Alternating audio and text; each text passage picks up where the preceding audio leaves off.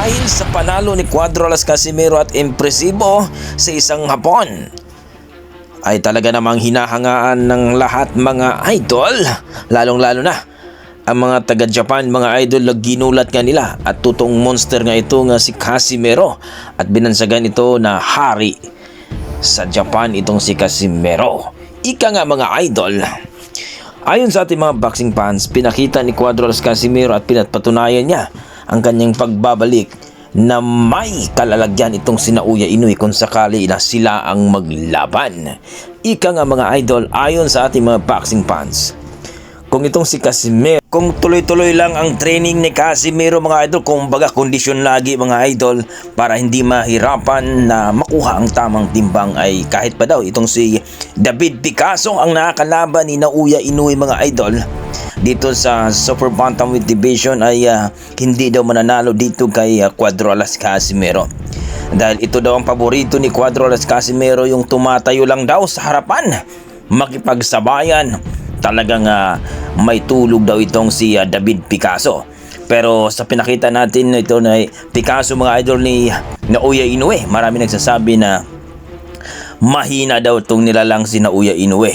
Kung baga, dahil hindi niya natikio itong si David Picasso o na knockdown mga idol, samut-sari ang mga komento na mahinang nilalang.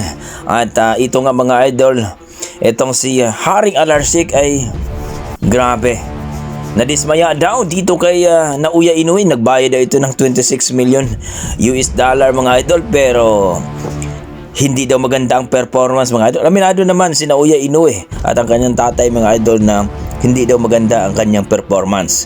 Ayon kay Naoya Inoue mga idol, sa kadahilanan daw na na-distract daw sa ito sa kalaban. Kumbaga doon daw sa locker room ay nagkaroon daw sila, no? Naiingayan daw siya at talagang hindi na siya nakapokus sa kanyang laban. Una daw ay talagang hindi daw maganda sapagkat sa kanyang hand drop mga idol ay sinita daw siya.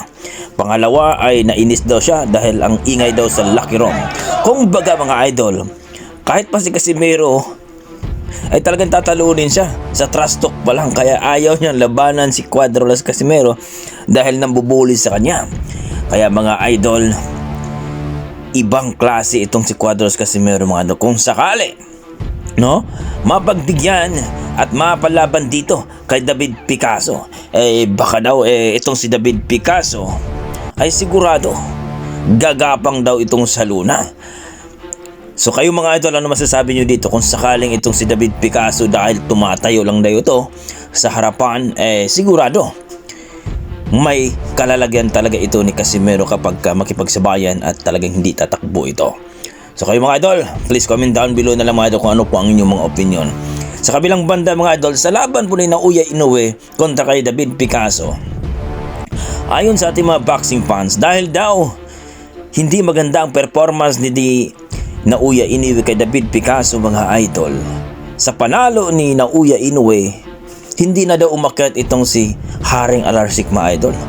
Nagbabayad siya ng 26 million US dollar mga idol para makita kung paano matikio si Picasso at impresibo ang ipapakita ni Naoya Inoue, dahil pound for pound itong si Naoya Inoue, pero hindi daw nangyari.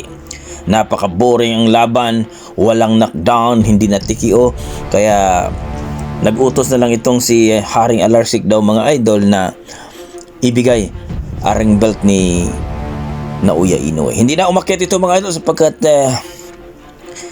na-disappoint daw ito ni Naoya Inoue na hindi naman daw talaga totoong monster, kasi hindi niya natikio at knockdown itong prospect ng Mexicano na si David Alan Picasso mga idol.